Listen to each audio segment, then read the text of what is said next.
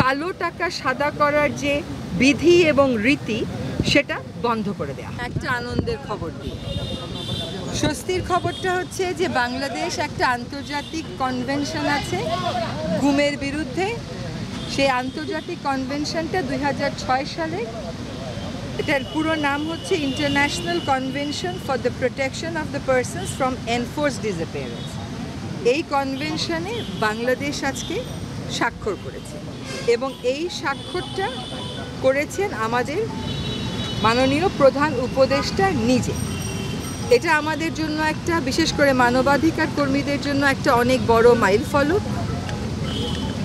প্রায় 700-র উপরে মানুষ এখনো পর্যন্ত গুমের কারণে নিখোঁজ হয়ে আছে।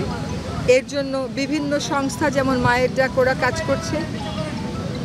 আমরা অনেকেই এরকম এনফোর্স ডিসঅ্যাপিয়ারেন্সের মুখোমুখি হয়েছি।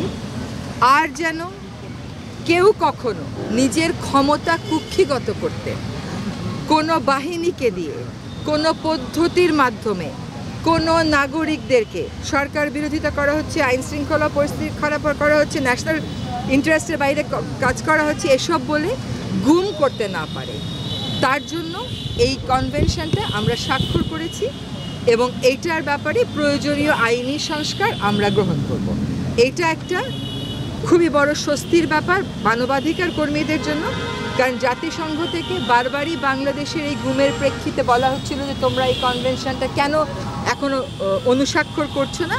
সেই প্রেক্ষিতে আমরা মনে করি যে আমরা একটা খুব শক্ত ভিত্তি, যেটা আমরা সবসময় অস্বীকার করে এসেছিলাম এ যাবৎকাল, যদিও গুম বাংলাদেশে অহরহই করছিল, সেই ভিত্তিটা আমরা স্থাপন করতে পারলাম। আনন্দের খবরটা হচ্ছে যে আমাদের খেলার অঙ্গন থেকে দুইটা খুব ভালো খবর এসছে। একটা হচ্ছে সার্ক অনূর্ধ্ব 20 চ্যাম্পিয়নশিপ, যেটা 2024 বাংলাদেশ প্রথমবারের মতন চ্যাম্পিয়ন হয়েছে। আজকে আমাদের উপদেষ্টা পরিষদে সিদ্ধান্ত হয়েছে যে এই ফুটবল টিমের জন্য আমরা একটা সম্বর্ধনা আয়োজন করব। আরেকটা হলো যে আমাদের বাংলাদেশ জাতীয় ক্রিকেট দল, আপনারা জানেন যে পাকিস্তানকে হারিয়েছে। তো আমরা মনে করছি যে এই যে একটা উদ্যম এসছে খেলোয়াড়দের মধ্যে, এটাকে ধরে রাখবার জন্য তাদেরকে অভিনন্দন জানানো দরকার। সেজন্য আমরা উপদেষ্টা পরিষদের পক্ষ থেকে সকল খেলোয়াড়, কোচ, কর্মকর্তা এবং বোর্ডকে অভিনন্দন জানিয়েছি।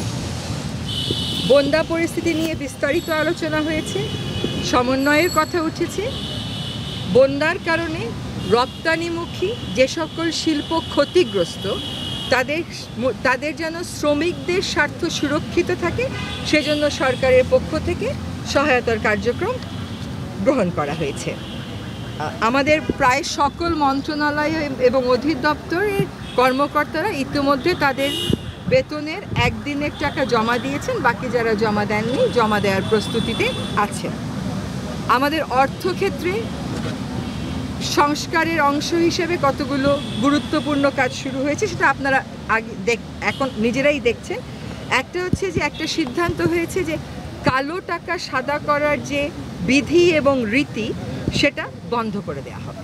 হ্যাঁ, কারণ এখান থেকে সরকার যেটুকুন টাকা আনতে পারে সেটুকুন টাকা দিয়ে সরকারের যে খুব বেশি কিছু আগায় তা না, বরং মূল্যবোধটা অনেক বেশি অবক্ষয়িত হয়। ফলে এটার বিরুদ্ধে স্পষ্ট একটা সিদ্ধান্ত হয়েছে। অর্থ পাচারের বিরুদ্ধে কার্যক্রম শুরু হয়ে গেছে। আরেকটা হচ্ছে অত্যাবশ্যকীয় পণ্যের দাম মানুষের ক্রয় সীমানার মধ্যে রাখতে যা যা করার দরকার সরকার সেই কাজগুলো করা শুরু করে দিয়েছে।